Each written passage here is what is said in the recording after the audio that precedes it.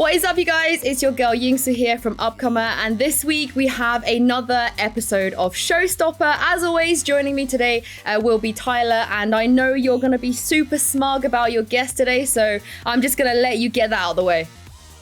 I'm really excited for my guest today, Yinsu. We had a lot of options. We had Vin Diesel, we had The Rock, we had John Cena, but we really had to get someone who could just go faster than all those guys. We don't need the Fast and Furious crew because we have the fastest man on the map. We have the Smeag master himself, Babybay from FaZe, the 1880 spin master with the Marshall himself here today. That's right. That's right. Thank you guys so much. Yeah, I mean, I invented Need for Speed. I don't know what to say. You know? So you made the right choice putting me on. Yeah. Who needs Vin Diesel? Yeah, The Rock. The Rock. Come on. Yeah, we turned those guys down for sure. Okay, so as always, we have 3 segments coming up for you guys today, starting with the Roast My Tier List. I mean, we can't have Babybay on with us today and not make some kind of Lord of the Rings reference into this. So we have prepared a fandom tier list now, where the first one you're seeing here is Tyler's. Yep. Anything that sticks out to you that you're like, this is horrible or should not be in that tier? Perfect. What do you mean you don't get it? For all 3 of those. I don't get that. I've never watched. What does that even mean, bro?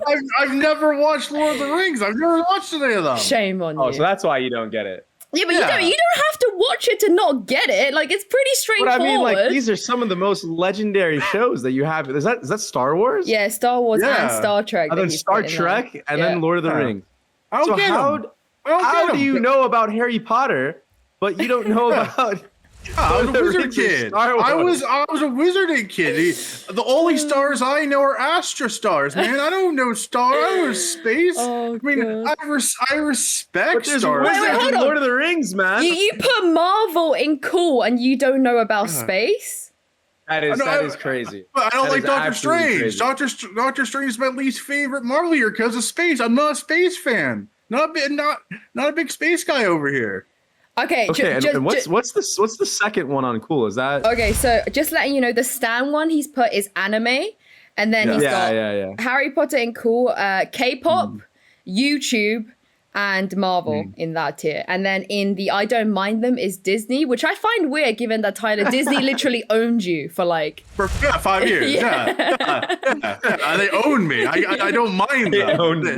ESPN owned me. I mean, I feel like after 5 years of Disney, I kind of set the I don't mind them stage, but I think it's a relatively okay listing. I mean, anime is obviously the only thing I stand really. I mean, I'll say I love anime. I mean, a sports anime in particular. Sports anime has inspired me, been a muse to me during my career, so I will put them at stand. I used to stand Harry Potter. I used to say Harry Potter is my favorite, but in recent years, J.K. Rowling has been not the best, and the Fantastic Beasts movie sucks. So I had to move it down a bit. K-pop, I'm scared of the fandom, so I'm not going to say anything bad about K-pop. YouTube, you cannot say anything bad about K-pop. How you put YouTube though? How you put YouTube above Lord of the Rings and Star Wars? What the hell? I watch way more YouTube than I watch a Star Wars and Star Trek. I mean, you're putting YouTube. I'm always on YouTube. It's everything. I got YouTube Premium. I'm also on YouTube a lot. I'm not gonna lie. But do you stand like that? This is like we're talking about the fandom of YouTube. So like, I like Cody Ko. Cody Ko's great. Ludwig's great.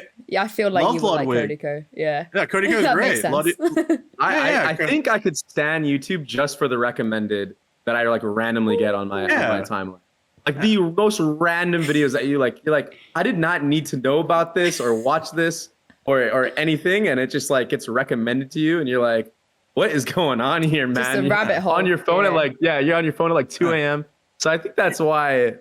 I think I can mess. You can't hate YouTube. It's like food. It's like putting a freaking picture of food on there. It's like you're like at least something on YouTube. Oh, I love YouTube, but I don't understand the people that are like, I would murder someone for Jacksepticeye. Like I'm not at that level. I'm not at that level. I don't get that like at all. That's true. Yeah. Okay. Well, that's Tyler's list. Let me show you mine because it's very different as always. So this is mine. Like I said, very different.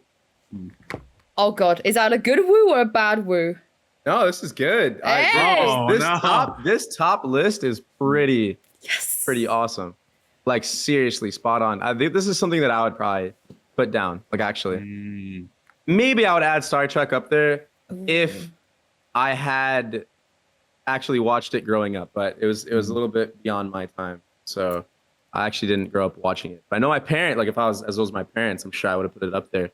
Because I think to the generation before us is like, yeah, I think it was Star Trek. I think that was their thing. You know, like Star Trek was their Harry Potter, their TikTok. It was Star Wars. It was their TikTok. You know what I mean? No, it was like that was the thing. It was like one of the most, revolutionizing space shows out there at the time. You know, like that really was like cool to see people's like creative side. It was like one of the first space shows I think that became like extremely popular. Is there anything on this list that any fandoms that we didn't include that you would at least like to see? Because I kind of went for the most popular ones according to this list on the internet. So is there anything that you stan or anything that you think is cool that we just completely missed out? Because I know, Tyler, you mentioned TikTok. Twitch! Oh, okay. Twitch. You guys don't have Twitch? I don't Twitch, man. I would put that in shouldn't exist. I would have put that in shouldn't exist. I would put that in shouldn't exist. Bro, I'm own TV, baby. Bring back own TV. Bring back the golden days of own TV. I can't believe I won a tier list over you, Tyler. This is the second time in 15 episodes. Yeah, I think you win this. Yeah. Okay. I have a question though. What house are you? I need everyone's houses. Okay. Mine's easy. Mine's easy. What? You're Slytherin, right? Hold on, I looked it up. I think no, you're a Slytherin. No, Baby's a Gryffindor. No, you're a Slytherin. He's a Gryffindor. Gryffindor or Slytherin? I wasn't. Hold on, what house was I? Were you Ravenclaw? What house was I? Hufflepuff. Yeah. Oh yeah. I was Hufflepuff. I love that. I love that. Hufflepuff. That's great. Boaster's also a Hufflepuff. Yeah. Really? So, yeah. Wait, that's why I would have played on a team with that guy so bad, dude. Oh, really? I watched him play and I'm like, I know he's so much fun. I know it. I could just tell, dude. I'm like, dude, I would get along with that guy. I'll tell him you said that. He probably doesn't think that he exists. Not gonna lie. Oh no, I posted him. I posted him on Twitch and everything before. I was like, dude, I'm a big fan of you. Hilarious, man. Oh my god, dude, that airplane thing in Iceland, that sold me. I was like, yeah, I wish I was a part of that. I'm not even gonna lie. I mean, when you make it to Berlin, when you inevitably beat some EU teams, I think you're justified to whip that out, like a variation of it out. Yeah. I mean, I'm down. Sure. I'll do something. Okay, cool. Do something crazy. Well, let's make your tier list now. I think also, Tyler, the only one that we both did agree on is like shadow realming DC. Yeah. The fact that shouldn't exist. But go away. I want to know how you feel about this, Babybay. Are you gonna put DC and shouldn't exist? I don't know. I just recently. I don't know. I really liked Aquaman. I like Batman. Okay, well, I like the Joker. Is there anything on that list that you would? Well, we'll go from bottom up. So anything that you will put in shouldn't exist on this list. I don't know. I mean, okay, I don't think I can put anything on shouldn't exist, but the I don't get it is probably going to be anime. I actually I've never gotten into anime ever. I've just never gotten into it. And like everybody tells me I should get into it, but just watch Haikyuu. It's hard. Haikyuu. I just don't know. You have to watch a sports anime. I think for you have to watch like a sports anime, and like it intertwines with your kind of like esports thing. So there's even esports anime now. So it's there's a lot of esports anime now. Yeah. There's actually I don't know if I can do it. Honestly, there's one anime. There's one kind of like an anime, but it isn't a Japanese one about it's Chinese. King's Avatar. Have you seen King's Avatar? Yeah, and it's hype. It's hella hype, and the whole storyline is them like playing on stage, recruiting a team. like scrimming. Yeah. What I already do, pretty much. Yeah. I already do that, guys. To be fair, Baybay's life is more akin to Fast and the Furious than a nerdy anime anyway. Okay, I mean, he's living in the fast lane here. Yeah, we'll give True. you anime. I don't get it. Is there anything else you want to put in there that you don't get? I actually think K-pop's cool. So, no, I think that's all I'd put in I don't get it. Mm-hmm. Maybe some of the movies from the DC. We could put in I don't get it. Like, why are you even making this? You know what I mean? Like, I do agree with that. Cool. But you know, I love movies, so it's like I like that. I like that a lot. Like just anything that has to do with like sci-fi, which is like basically all this is about fantasy. I love all that stuff. You know? So yeah, love that. All right, you don't mind them then? Anything else you want to put in? You don't mind? it would probably have to be like Disney and like. Nah, I think I would put K-pop on the. Or, yeah. So I think I don't mind them would be like Disney. Yeah. You know what shouldn't exist actually? Watching baseball games. Oh, so baseball's I'm sorry, so boring. You guys play it though. You and Japan are like So the only. boring. Korea plays it too. Korea Yeah, plays baseball. I but- think a Korean baseball game. Yeah, but you can't call it a World Series and have only your own country's teams in it. Like, like what is this? Like, we're world champions. Yeah, you're world champions. It's like us calling ourselves like croquet world champions. Because no one else in the world, I don't even know if you guys know what croquet is. You hit it with a I actually mallet. do know what it is. The mallet. It's the mallet. Yeah, thing, but you know, it's like that. I'm with you. I think baseball, it just drags on forever. Like, the Yeah, hatred. to me, it's just boring. and I don't understand. You can leave for like 20 minutes and come I know back, it takes a lot of skill though. and it's like nothing's changed. All It's the like, 60-year-olds are going to be watching this video are going to be so mad. well, yeah, They're gonna be commenting. Colin loves baseball, so he's our gonna video, be mad, yeah. our video head Colin's going to be really angry in the comments. Don't ever let that baby guy out again. Yeah. Never again. Yeah. Well, okay, cool. So baseball and Disney in that list. Okay, what's going in cool and Stan? Like, what's separating those two tiers for you? I think cool would definitely be K-pop, and then I think I would throw in potentially. I think that's it. I think I just put K-pop in there, and like some DC movies are cool, you know. But I think overall I would put that in like I don't mind, you know. So Yeah. I think K-pop is cool. I mess with that, and then my Stan list is. Whew. Oh, you know what? We'll put Star Trek in cool. All right, we'll put that in cool just out of respect for like. I think that was like just the stepping stone for a lot of these shows that we have now. You know, sure. like Star Wars. Like, come on, you know what I mean? I think there's a lot of inspiration from Star Trek, and that's why we'll put it on cool.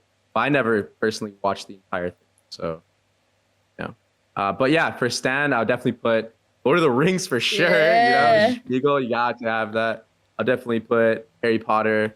Marvel is just killing the game. No. Like I think everybody can like agree on Marvel just having great phenomenal. And yeah, and then Star Wars is just a legendary series as well. So We have these are heavy identical hitters. stands. Yes. Yeah, no, like for sure. Woo. All right. You On YouTube actually, I'd put YouTube. Oh, up okay, there. of course, Yeah. and YouTube. Because like I'm not even That's kidding, the I'm on only one. YouTube all the time. Oh yeah, all day. YouTube. Everyone's on No, YouTube. straight up. YouTube like Stan. movies recap. I don't know if you guys know what that YouTube channel is. but, Yeah. like, movies into like 15 minutes. That's the best. That's the best. I use that for horror movies because I want to watch horror movies, but I'm too scared. So I just watch other people explain what happens, and I just feel love better it. about it. Yeah. I'm with Absolutely, you. I'm with you. I love it. Real quick question before we move on, because you mentioned that you like Marvel movies. If you could be any superhero in the Marvel universe, cinematic universe even, who are you choosing and why? I think I'd pick Thor. Good choice. Oh, I have a Thor think- tattoo. There you go. Shit, Boom. that's sick. Yeah, I think I'd have to pick Thor. I mean, Yeah, he's good just, choice. First of all, like he's just a god, you know. So I mean, he has that going for him. But He can lays pretty the much- hammer down. yeah, he does lay the hammer down. He lays which down. is arguably bigger than a pipe. You know what I mean? So, yeah. He's a god. He would definitely. He's literally. Be, I mean, quite literally, he's a god, and he's a good-looking god. You know? And yeah, I feel like he'd be an AWPer as well. You know, he would be. Yeah, an probably. player. Yeah. He could definitely one-shot a lot of people. No doubt in my mind. So, yeah. All right, perfect. Thank you very much. And that is our tier list. I can't believe I won one this week. So Tyler, you're going to have to come back stronger for next week's episode. Yeah. But we're going to move on to something slightly more relevant to Valorant. And now you guys played played through your Challenger series. Some super exciting games, the final as well. So we kind of wanted to look back on some of the things that happened there and then also look ahead to playoffs too, because especially with the bracket being out and everything. So starting with the Challengers 2 you just played, who was the toughest opponent for you? Which team did you find you had the most difficulties against? I think Rise was the toughest opponent we played. I know a lot of fans are going to be like, but you lost to TSM, all this stuff, you know what I mean? But I think it was actually Rise because the first time we played them, we hadn't played them and I don't think ever, not this new roster. I've played against Shanks before when he was on other teams and beaten him. But I was just really impressed with their overall teamwork and the trading that they would do, the confidence that they had. Really reminded it kind of reminded me of myself, in that team a little bit. I was I like how these guys play the game, you know? So it was also difficult to handle. I was getting Smeaged on a little bit. And it was I think it was them. Yeah, I mean, they're demons, right? I mean, when we first saw the matchup, it was you versus Shanks. It was demon v demon. It's two very aggressive, contact-oriented teams going against each other. I think we can kind of dive into the whole thing. I mean, Infamous, your managers talked about it. I've talked about it. I mean, everyone's talked about it.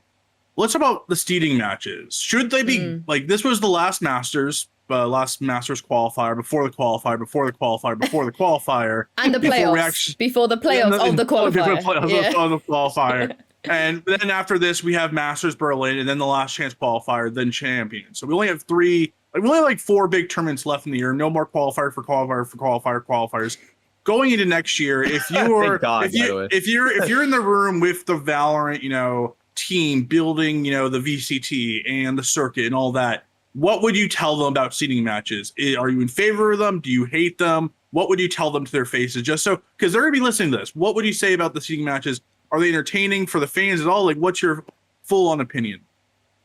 I think there needs to be more incentive to win them. If you're gonna have seeding matches, there needs to be a way bigger incentive, especially for the position, both of me, us, FaZe and TSM were in, because I mean, let's be honest, whoever wins that series has to play in the group of death, and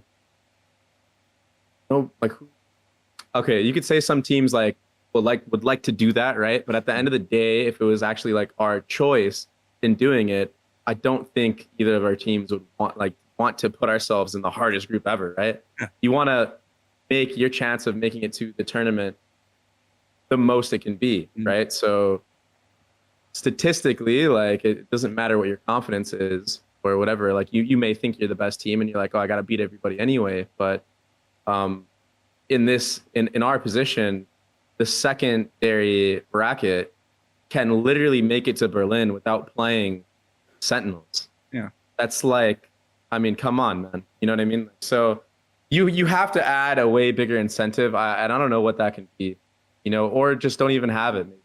Direct qualification, right? It would have to be direct qualification to Berlin, right? And then the last, and then the upcoming tournaments, only the winner moves on. The first 2 tournament winners got qualification already. That might make sense, Maybe that's a better way of doing it. Maybe you have it so, how it was is, since there's 2 qualifiers and there's 3 teams, for us at least, whoever wins the first qualifier gets to go to Berlin. Whoever wins the second gets to go to Berlin, and the rest get to play in almost basically what this last chance is going to be, this next tournament. And then you have your 3rd team that wins that. So I think that probably would have been a better system, but I mean, I understand that it's this is the first year of Valorant esports. So, it's all trial and error, right? Like you got to figure out what works. And the system's not completely bad, like I don't think it's like terrible. And I think it's still good. It's exhausting. Yeah. It's a lot of qualifier for qualifiers. It's extremely exhausting. And there's also this rule that is in place where if you have made it into like the top, I don't know what it is. I think if you made it into like first strike or something, you're not allowed to play in tier 2 tournaments. Yeah. And I kind of don't agree with this whole thing because, we made a roster change and we wanted to like get some reps in, and the only reps we could get in was in an actual like official where it mattered. And we ended up losing, right, to Dark Zero. And granted, they almost upset TSM as well. But I feel like we should be able to play in some of these tier 2 tournaments, especially if we haven't placed in a while. I'm not sure what they can do about that, but I think there needs to be a better system because, all of these tier 2 teams are actually getting way better, and they're able to play like every week if they want to, because there's tournaments almost every week, right? Yeah. So it's just like tough sitting here on the sidelines watching the entire tournaments being played out, watching Iceland being played out, and then not being able to play in any tournaments. And then all these players that are playing in tournaments are doing what we're doing, but also just competing against each other the whole time, right? So I think it's not fair that they can play in our tournaments, but we can't play in them. It just doesn't make sense to me. That's such a weird rule, yeah. I don't think that exists in EU. I think in Europe it's just do whatever you want. Yeah. I also think for a fan perspective, it's like if there's like an epic FaZe versus Rise match and like a year or two from now, you're like thinking like, oh yeah, that was a really good match in that Challengers 3 Stage 2 match. And it's like no one is going to remember any of these matches because it's like it's Challenger Stage 3 Type 2 X072. Like there's no like weight to them, right? And they feel very sameish of like, okay, Stage 1, Stage 2, Challengers 2 of 1. I think they have a really good foundation. I think like Champions and Masters, like 4 big international lands a year is awesome. I mean, you can hear the League of Legends fans crying. I literally love it. And I think it makes it special too. We've heard Hiko talk about it too. Of like Counter-Strike, there's so many. You're literally traveling 9-10 months out of the year. There's 40 different LAN tournaments. League only has 2 really big ones. I think 4 is like a great number of like you want to be in those tournaments. You have your regional matches every quarter, every season. You have a big, huge tournament, and I think that's the perfect number. I just think getting around those, like the the regional competitions, can be kind of shaped out, formatted better. But I think overall, the Riot team's done like an A- job so far, which is amazing for a first year. It's still amazing. Yeah. I mean, I agree, but hey, you guys, you don't have to compete against Turkey and CIS as well just to make it to Berlin. Like over here, life be tough over here. And speaking of tough, we spoke about your opponent. I want to know who you found the most annoying to play against at Challengers. Like which guy you were just holding your bomb side like, I pray this guy doesn't peek me, like he's pissing me off, like I can't kill him. Which one player that you felt that way about? It was my old teammate actually on Rise. His name is Superman.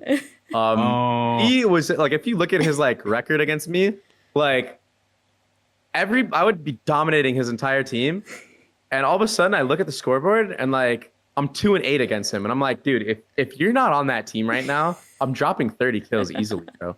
Like I already had 23 or something or whatever. I was like, dude, I could have dropped 30, maybe 40 if you're not on that team. He just kept killing me. I'm like, dude, this guy's like shutting me down. And maybe it's just because like he's my old teammate and he knows how I play from that game or something, But I love Superman. You're human, yeah. You know that's good to know. Yeah. I mean, those Crossfire boys, man. It's in the Crossfire players are different, man. Let's talk about from an old teammate to a new teammate. You brought the Baby X Baby experience to Valorant with BabyJ getting picked up, and now everyone trying to think of duo names for you guys. Hey, do you have an official duo name for you and BabyJ? And also, it's just baby on baby. Baby on baby. That's perfect. It's just baby on baby. Baby on baby. I love it. Baby on baby. How was it playing with him in the first official tournament? And what does he bring to the team that is different? Because the rest of the 4 of you are from Overwatch. You've been friends forever. BabyJ coming in, what does he bring that was different from Marv or any other, trial teammate you could have had? So what BabyJ brings to the team is like this like really, really stable, mentality and gameplay. He's pretty like consistent, and he's just like all around like just like a stable player. And sometimes that's what you need in a team, where you have so many superstars on it, right? And the thing is that just because I'm saying he's stable and like that stuff doesn't mean he doesn't pop off, because like he goes off, man. Like especially with how I've been like telling him how to play and like getting him more like associated with the Smeag play style, which is like just more aggression, because he wasn't always like this big aggressive player, because he is a Sentinel player at the end of the day. You can really see that he's been like stepping it up, and like he has such good aim that I'm like, dude, you could take these fights. I know like you don't think it's the smartest thing, but trust me, you can get away with it. Like when you're better than different players, when other players on the other team, like you can really take that and use that to your advantage. And that's something that I think he's learned on this team, and it's given him a lot of confidence in taking people. So obviously we miss out on Jimmy, who like we all love Jimmy. Right. He just got a better opportunity. So we're not gonna sit here and hold that against him or anything.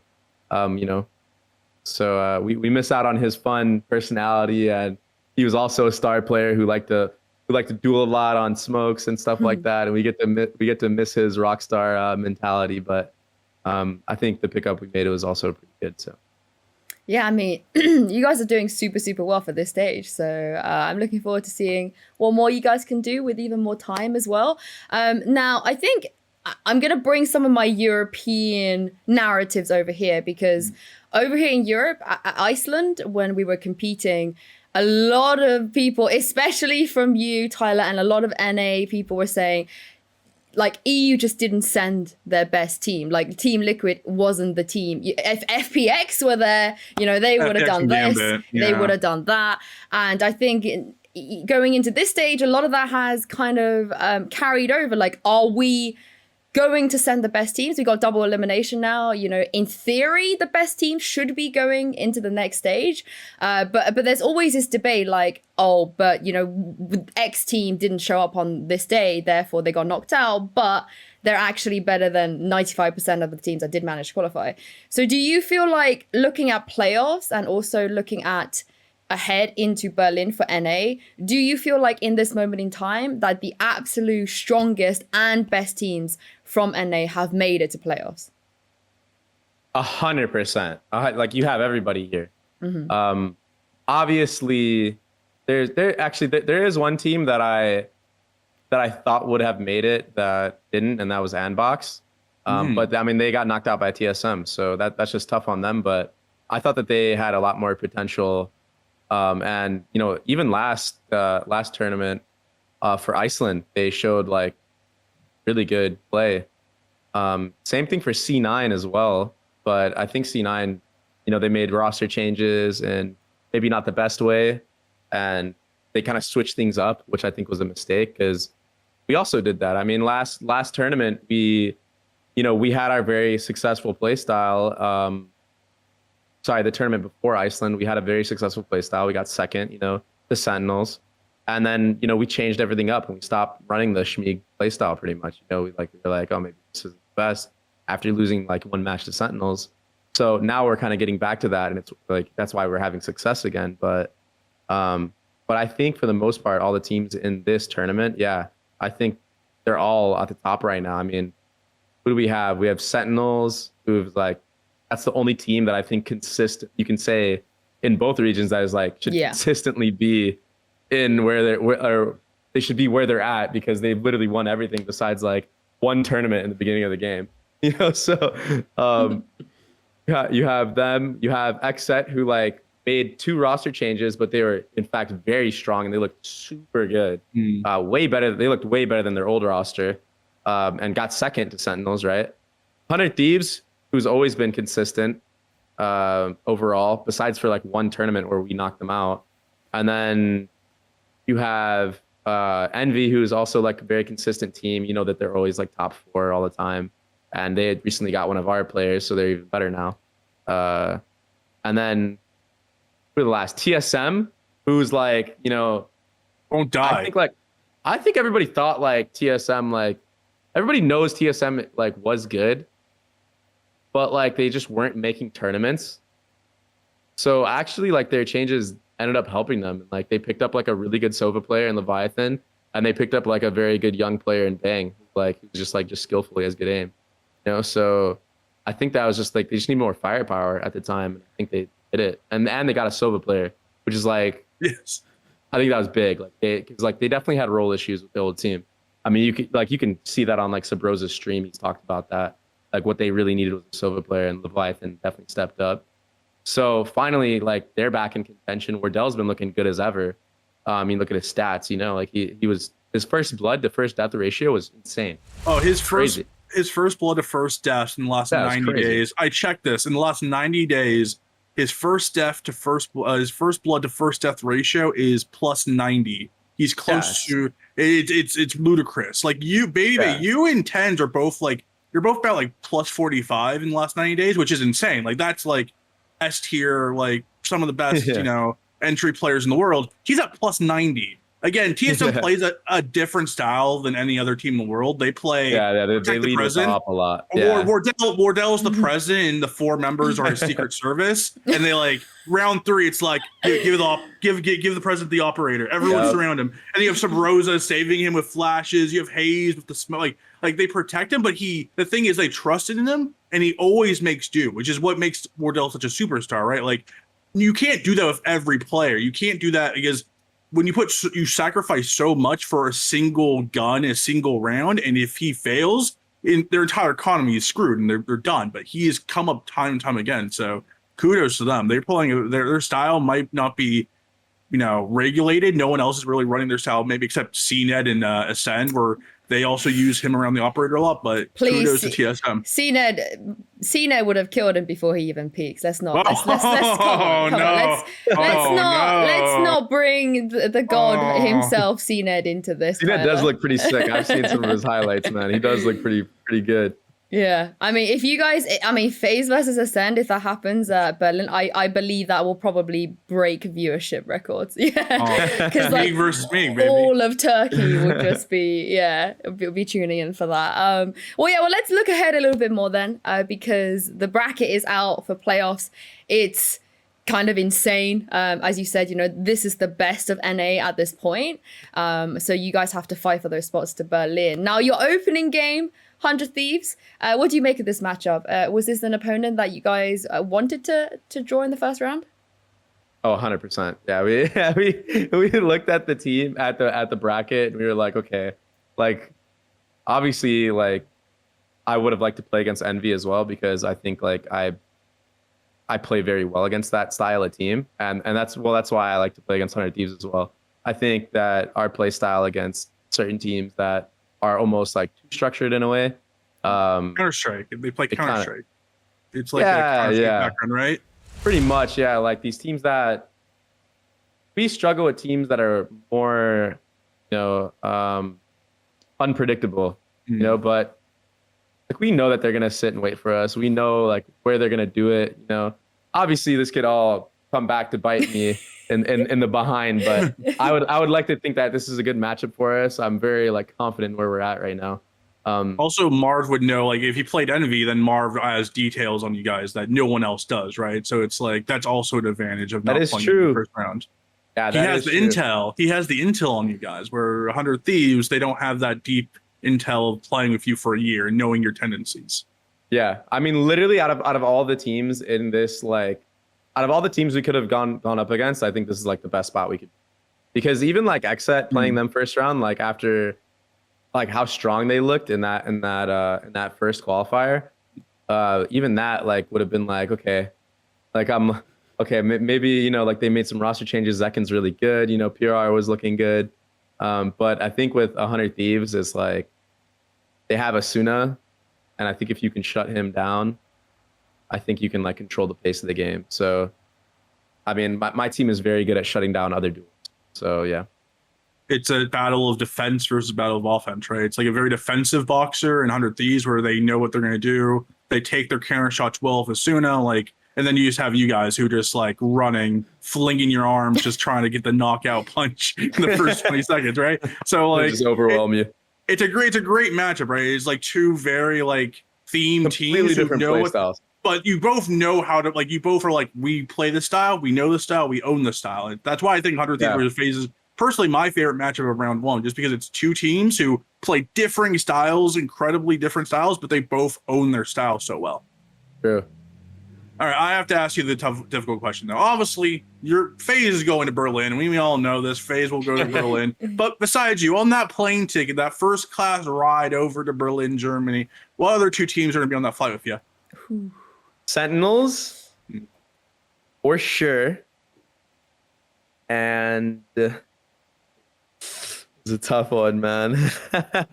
So many good teams. It's a stacked. It's actually so hard because I actually think that if TSM stays confident, I think it's a toss-up between them, Envy, and Xset.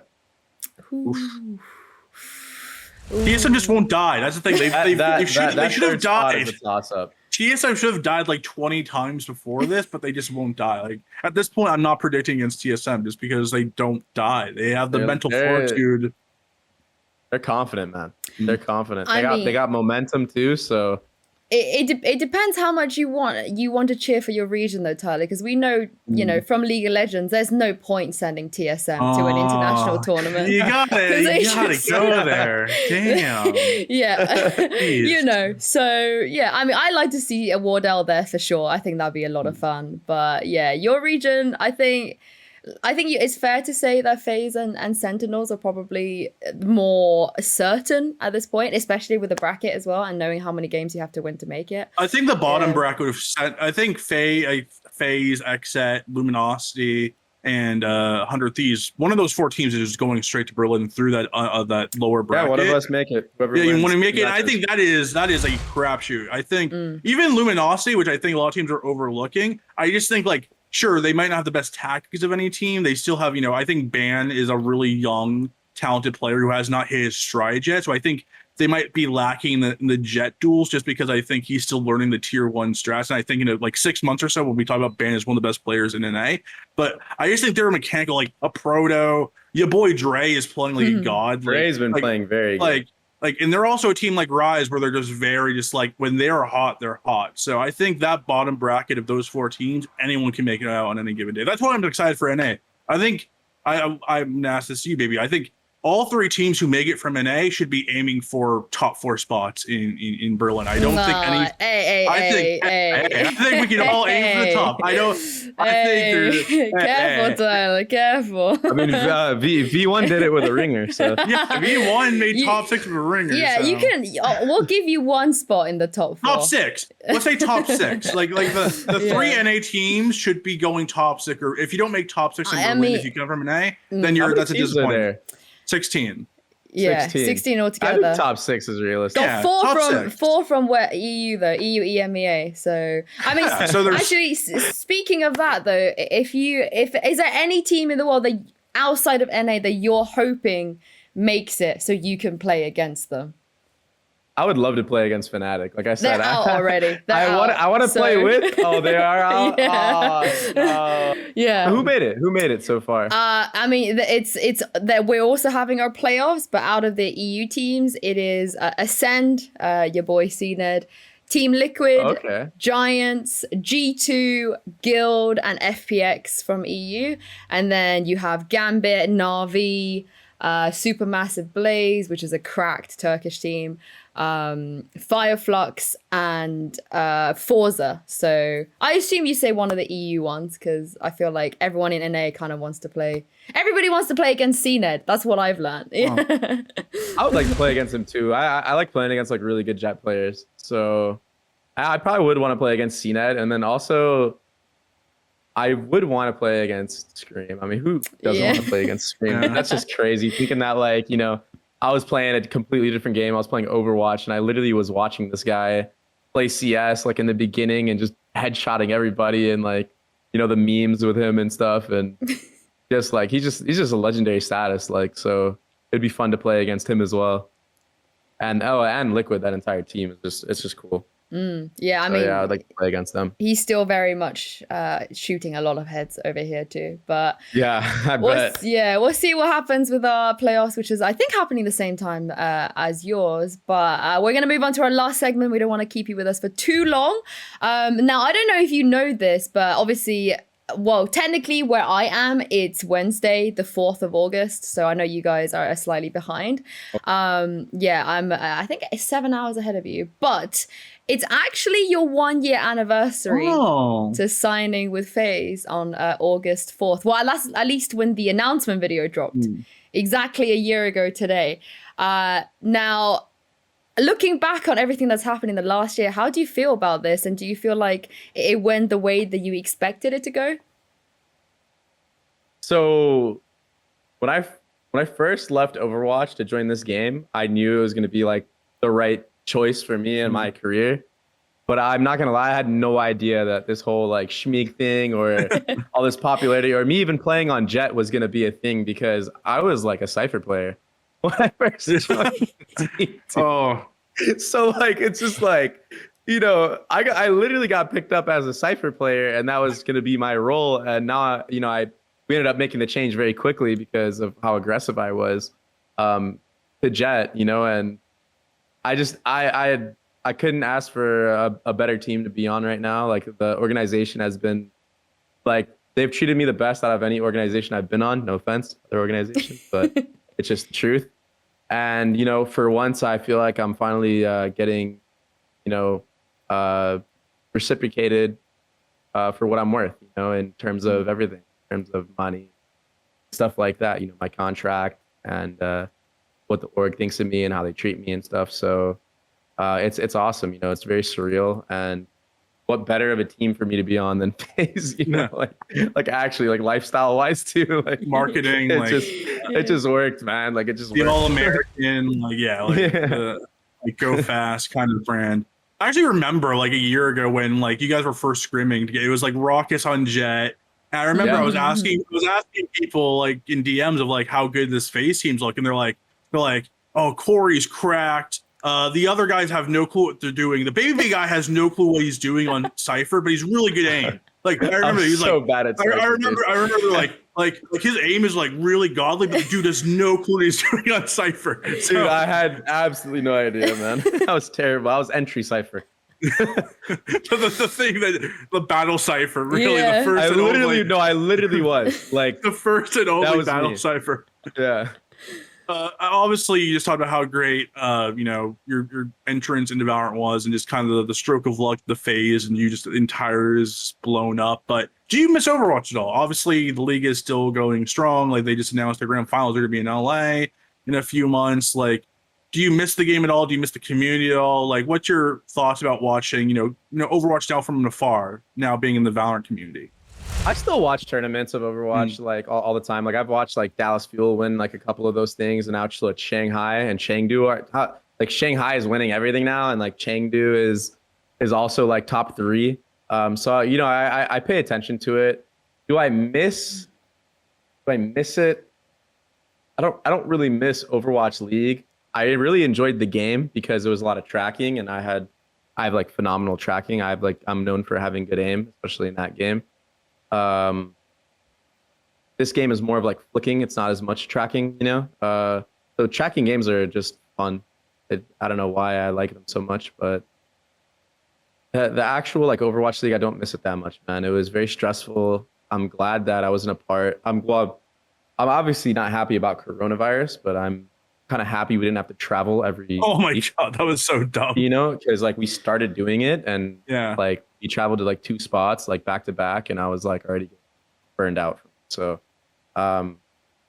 yeah, and like another thing I don't miss about Overwatch is like the whole like stigma of if you're over like the age of 20, you're just old. So you know, that's just stuff that's not fun to deal with. And you know, I mean, look at this game. Like you still got Hayes pushing what, like 60? He's getting better. That's the craziest thing too. Is like he's getting better every tournament. He's like getting more cracked. Like it's like at the start of the game, it's like, oh yeah, he's just like a Sentinel player. Like he just kind of like cleans up, and now it's like oh crap, he's like putting up like 20 kills. Like he's becoming like he's getting better with age, which is actually crazy. Yeah, he's doing very good right now. Yeah. So yeah, I mean, I'm definitely happier with this game than Overwatch. Not gonna lie. I definitely come to the right place for the older gen as well. I think in Europe we have, you know, Angel. He's a little bit older. Boaster's 26, which no one believes. Everyone's like, yeah, he does not look 26. When I found out about that as well, I was like, no way. I was like, what, dude? Yeah. I thought he was like this like 20-year-old, like maybe he's 21, like this giant big ball of energy, but he's actually my age. Yeah, 26. What? You're 26? No 26. way. What? Yeah, I didn't know June. that. Whoa. June, baby. Dan. Oh my gosh. Yeah. Y'all need to drop your skincare routines or something. Because I swear so many Valorant players look so much like younger than their age. You know what? Speaking of skincare routines, I did want to kind of sidebar ask you about, because you mentioned the lifestyle thing. Because at least over in Europe, I don't think we have any players that's kind of out there with fitness or particularly branding themselves in a way, maybe Scream in a way, like he has he's got his own clothing brand. Man's a handsome lad, like he's doing whatever he's doing. But I mean, I've never seen a single Valorant player post a gym pic in my life in Europe. Like not one time. I'm sure they do go to the gym, but I don't think they're kind of branding themselves that way. So I guess from your perspective, like where did that interest start for you, and how important do you think it is, not just for like you guys, but just esports players in general, to look after themselves? I think it's extremely important. I've always been a big advocate of working out, like for more reasons than just looking good, right? So especially in games, you know, games may not be as physically taxing on your body, maybe your posture, and maybe you get like carpal tunnel or something, but like your brain is the thing that's always going on, right? You're like sitting here looking at a monitor for however long, sometimes 12 hours, sometimes 14 hours a day. And, you know, going to the gym helps release a lot of like negative thoughts and stress and stuff like that. So, and it helps build confidence as well, because, you know, sometimes when you're playing, you're not always going to be the best. You're going to be in a slump and stuff like that. So going to the gym helps with all these things. And, you know, mental health is a very, very serious thing. Like, I mean, there's, you know, your brain can make you do very bad things. So we'll just keep it at that. And I think it's very important to stress that there's different ways that can help you get out of that, especially in something that's so taxing on your mind. You know, so I think working out, I think a lot of gamers should do it. I don't think it affects your performance at all. I mean, literally all the Sentinels guys work out, and I work out before matches, and like it's great. I play like a god. So they played great. They won the last tournament. So I think everybody should do it. It doesn't mean you have to be a beefcake, you know, but you know, just doing something active, you know, not just sitting in your chair the whole time. It's going to help in more ways than you think. I don't think orgs do enough to kind of preach that sentiment. It's just not really talked about, at least over here in Europe. It's all about like the server and the grind in Europe. Like it's very rarely about the stuff that you're saying, you know, that would actually help them, ironically, to get a bit better. Yeah, but thank you for sharing that. Tyler, I know you're going to round us off with one last question. Yes, the final question for this show, Babybay. We've talked about your fitness. We've talked about your branding, and I think one of the coolest things about you, what you've kind of done, is like you're obviously one of the top teams in NA on FaZe, and that's awesome. But you've also have taken your branding and you've brought it into, you know, doing tournaments, the Smeag Cup specifically. I want to kind of talk about the Smeag Cup, where after this VCT tournament, there are hundreds of teams have nowhere to go, right? Their season's over, they're done. Teams like Dark Zero, T1 are out. The NRG out. They have nothing to play for, you know, the next 5 months before VCT kicks up again. And you've been pretty, you know, adamant, saying like Smeag Cup will be here. I want to run tournaments. I want to run these 5-10 mans. I want to do these big tournaments with, you know, the players in the North American scene. How important is it for you to be able to like offer these tournaments up? And are you having fun being, you know, pretty much an entrepreneur, right? Like you are trying to create your own branding, your own kind of tournament structure, something other than the VCT, a more lighthearted, you know, version of, you know, we're still seeing the best players in the world. We're seeing the Liege and Tens team up to play with Tarek and all that, but also giving players another chance to play in, prize money matches that are important on stream for the fans and have something to do other than just waiting 5 months until VCT begins. Yeah, so I mean, like, it's just a matter of fact that I know everybody is grinding and we're all playing ranked, and everybody like complains about playing a ranked and about how, rank sucks, rank that, rank this. So, I was like, why not just run like my own UG tournament? And, I had the help from BFC, who was like, hey, like we should run some tournaments too. And like, I know the guy from when I used to play Overwatch. He's the guy that got me into Overwatch. And, I was like, dude, what would I want? Like, would I rather on this Saturday night or whatever night I run the Smeag Cup, would I rather sit here and play ranked, or would I rather play and get first place and get $700 to win? Like that's an awesome night for me. Instead of playing ranked, I'm going to be playing against the top tier, level of players, kind of like how like Face It has it, or what was the ECA one that they used to have, or that they still have? What is it, like rank G or something? Where there's like incentive to actually want to play and do good and perform.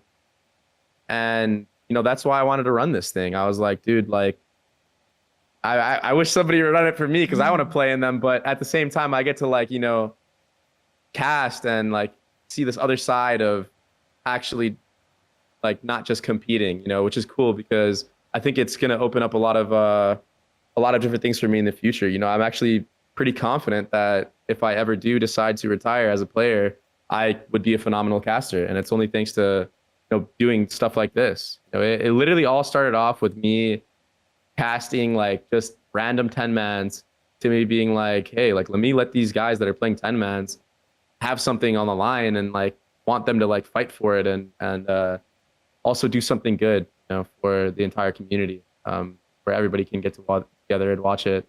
And it's not just, like you said, like just teams going at it. It's mixed, and who knows, man? Maybe like this can open up different options for different teams because they played with each other in the Smeag Cup and they're like, dude, I really like this guy. I like the way he functions. Or maybe somebody thought that somebody was actually like, like an a-hole or something. And like they ended up playing with them and it just changed their mind about it. So, I think it's like I think it's a really good thing for the community, and I know a lot of people like it as well. So I'm just gonna keep it going, and I hope it. Who knows where it'll go to. I know I want to try to get a LAN for it though, for sure. Oh. and a lot of people said that they were down to go. Tens was like, I'll fly out right away. I remember he said that. So yeah, I'm gonna try to do a Smeag Cup LAN. That'd be sick. Or maybe in Vegas or in LA. Yeah. Should do it in New Zealand. Like where Hobbiton is. Oh, I'd be down for that as well. I was thinking about doing an EU Smeag Cup, but I wasn't sure what would happen. Yeah. And obviously I would have to wake up for it. Yeah, true. No, that'd be sick. We don't really have that in EU right now. So I think given the fact for the next 5 months, teams like Fnatic have literally not much to do really until last chance qualifier. Yeah, which is October. Yeah. But yeah, thank you so much for joining us. It's been a great chat to have you with us. Hopefully we see you progress through playoffs. We see you in Berlin. We do more chats. I know Tyler wants to do a show ranking the top 20 players going to Berlin. Oh, yeah. So I'm sure you're going to be at the top of that list. Yeah. Vanny's already like, I want to be on the cast. I want to do my best. Yeah, so we'll definitely see how that goes. So, but yeah, thank you, Babybay, so much. It was an awesome show. Thank you guys so much. Yeah, thank you for joining us. Well, I hope you guys enjoyed this episode at home as well. Thank you, Tyler, for joining me this week and not being as smug as I thought you would be. But I'm sure that's going to come after playoffs. After Berlin. Yeah. After Berlin. Oh, here we go again. But anyway, yeah, if you like this episode, drop us a like and subscribe. And we'll see you next week for Showstopper.